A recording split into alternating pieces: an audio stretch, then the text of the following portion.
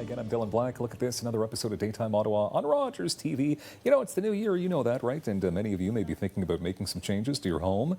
No matter if the change is big or small, she wants you to make the right choices and decorate with intention. Decorating with intention is what we're doing here today. Sue Pitchforth, owner and principal designer, Decor Therapy Plus. How are you, Sue? I'm great, Dylan. Happy New Year. Happy New Year. We can still say that, right? We can, still cool? Sure. Okay, all right. We're going to be talking about the home and remodeling show coming up in moments. We'll hand out some tickets as well, so get ready for that. But the home is obviously a special spot. This is where we spend a lot of our time. This is what we're defined by sometimes. For sure. What does it mean, decorating with intention? What does that term mean, first of all? Decorating intention is really taking a look at what you have and is it making you happy? Is it something that you need? Is it something that you want in your life? And it's really making the right decisions the first time. So many people go and they buy furniture or they buy accessories or anything.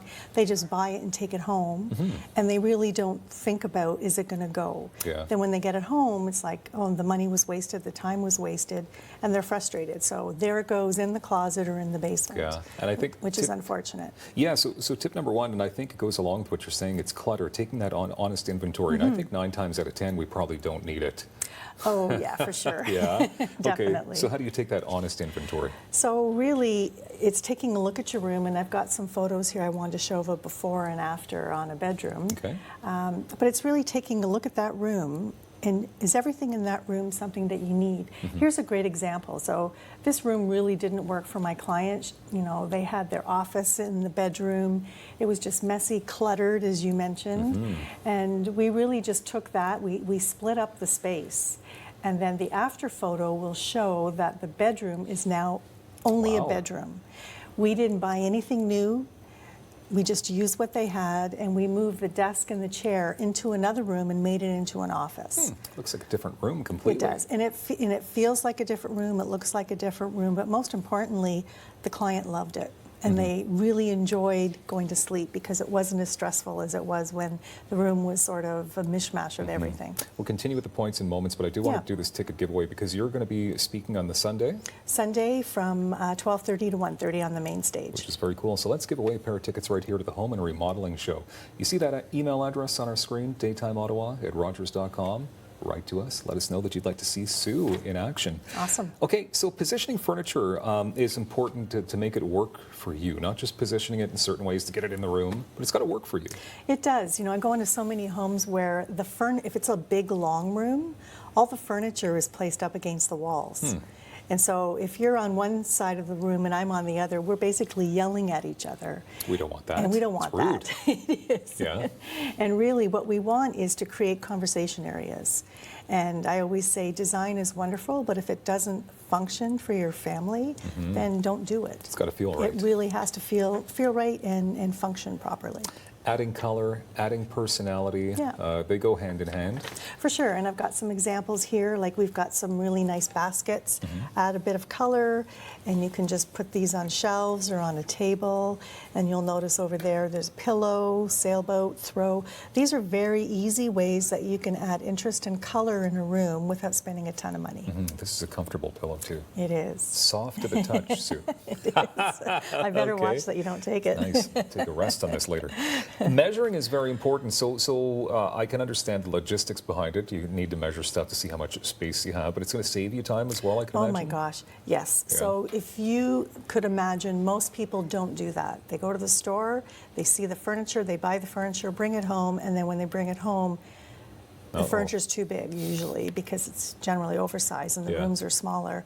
And I always say, take a measuring tape, take the measurements, and then get your green tape and put it on the floor. Okay. And I've got an example of this fireplace. So I was working with a client, and we wanted to mount the TV, put a mantle, and then do a gas fireplace. So we sat there, and he's like, well, I don't know where to put it.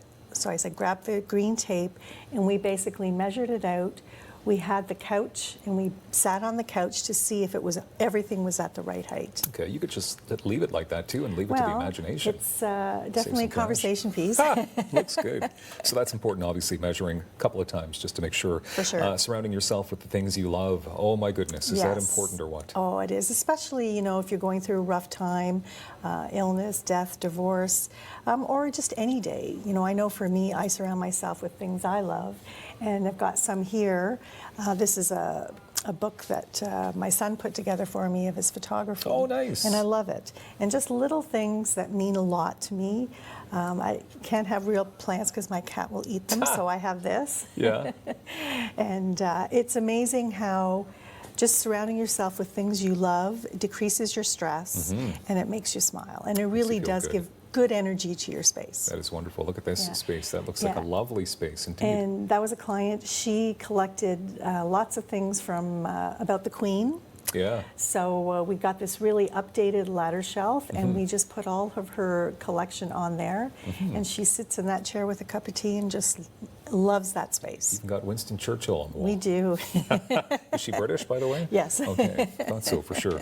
That's wonderful. And a big shout out to Chris Pitchforth Photography. Absolutely. Why not? Yes, right? thank you. Deserves that. Okay, so as mentioned, Sunday you will be at this amazing show. What will your talk be about? So I'm really going to go into more of decorating with intention and really showing the attendees what choices they can make, how they can make them.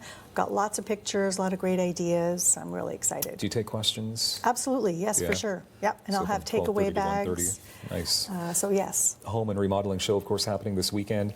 But on your website as well, I know there's lots of great things, but you specialize. I mean, there's two areas, correct? So interior design, home staging. That's your bag, right? Yes. Passionate about both of them. Yeah, for I know sure. you are. And as I always say with most segments, you're huge in the community when you help out with charities. Thank I know you. you've changed a lot of lives, a lot of great organizations. 2020 is going to be big. It is, It's going for to be sure. big. It's been big already, Big for and sure. busy. Big and busy. Nice. Sue Pitchforth, thank you very much for being here Thank you. today. Thanks. Great way to kick off the show. The Stairwell Carolers are joining us in moments. They're fantastic. They're next on Daytime.